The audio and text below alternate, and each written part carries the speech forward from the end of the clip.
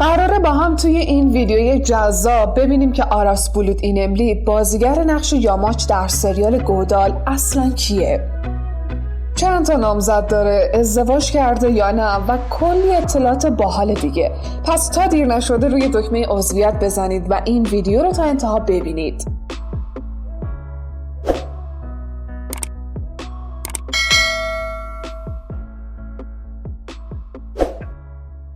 مشخصات فیزیکی: قد 183، وزن 70، رنگ مو قهوه‌ای تیره.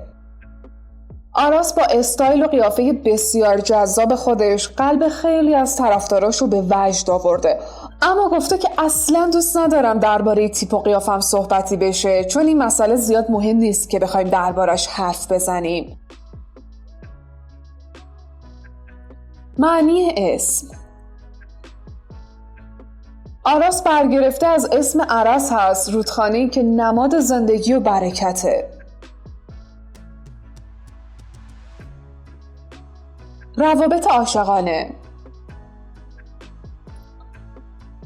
آراس برای اولین بار با اولین لوینلر که یکی از بازیگران ترک زبان ترکیه است رابطه داشته که این رابطه 1 سال طول کشید. بعد از اون در سال 2014 با جیلان چاپا که یکی از چهره‌های شناخته شده صنعت مدلینگ ترکیه است آشنا شد، ولی رابطه اونا تا سال 2015 ادامه داشت و خیلی زود از هم جدا شدن.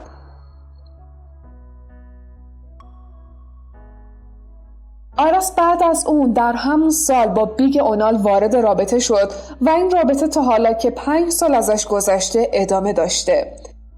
البته اما اگرای زیادی داشته که در ادامه دربارش صحبت میکنیم. زمانی که در مورد قصد ازدواج این زوج از بیگ سوال شد، در پاسخ گفت هنوز چنین نیتی نداریم. هر دوی ما بیشتر از گذشته به کارمون وابسته شدیم.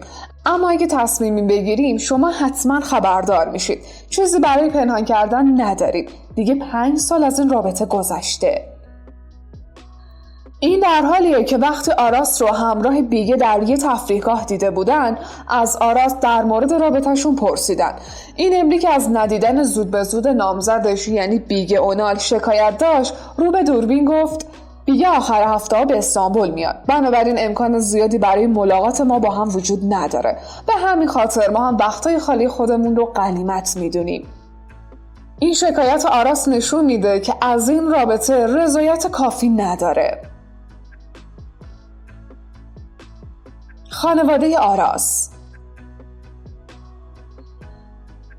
آراس متولد 25 آگوست سال 1990 در استانبول ترکیه است. مادرش سوتاب و پدرش چنگیز اینملی نام دارند. برادر بزرگش اورچون اینملی بازیگر و نمایشنامه نویسه و خواهر او یشیم اینملی مجری تلویزیونی و خواننده است.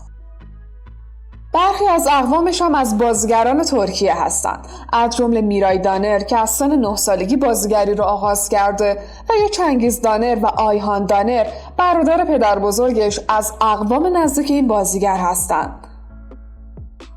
آراس چطور بازیگر شد؟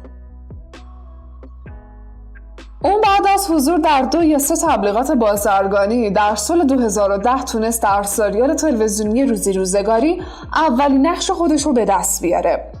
این سریال تونست به موفقیت بین‌المللی برسه و اینملی هم جایزه‌ای رو از آن خودش کنه و راه پیشرفت رو سریعتر از بقیه طی کنه. علاقه‌مندی‌های آراس: آراس به شنا علاقه زیادی داره و ورزش اصلی خودش رو شنا میدونه، هرچند که فیتنس رو هم به طور جدی تو برنامهش داره. اون آوازخوان خوبیه و صدای دلنشینی داره تا جایی که میتونه مثل خواهرش یه خواننده خوب بشه، اما ترجیح میده بازیگری رو ادامه بده. اون علاقه زیادی به حیوانات داره تا جایی که عکسای زیادی از خودش به همراه سگش به اشتراک گذاشته. اون به شدت به خانواده‌اش علاقه داره و بارها از این علاقه صحبت کرده. آراس جزو معدود بازیگراییه که به راحتی از وابستگی و علایقش به خانواده‌اش حرف میزنه. آراس میگه از هیچی به اندازه تفریح با خانواده لذت نمیبره. تحصیلات. این بازیگر جوان دوران دبیرستانش رو در آناتولی به اتمام رسوند و بعد از دانشگاه فنی در رشته مهندسی هواپیما فارغ التحصیل شد. آراس به معنای واقعی بچه درس خونه، طوری که به عنوان یکی از 100 دانشجوی برتر کشور ترکیه موفق به قبول شدن در آزمون ITC و تحصیل در مراکز آموزش عالی کشور ترکیه شد. اون در 20 سالگی هم موفق شد جایزه آنتالیا رو به دست بیاره. اون به قدر توی بازیگری هم موفق بود که خیلی زود هر چی تونست جایزه درو کرد.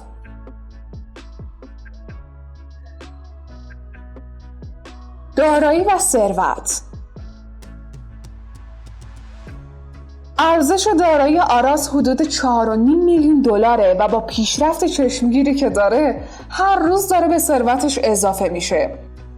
اون توی اینستاگرام یکی از فعالترین پیج ها رو داره. خب بگید ببینم کیا طرفدار آراس هستن؟ بازیش رو توی کدوم سریال بیشتر دوست دارید؟ به نظرتون آراس بولود اینملی بازیگر بهتریه یا کرم بورسین؟ اگه این ویدیو رو دوست داشتید لایک یادتون نره.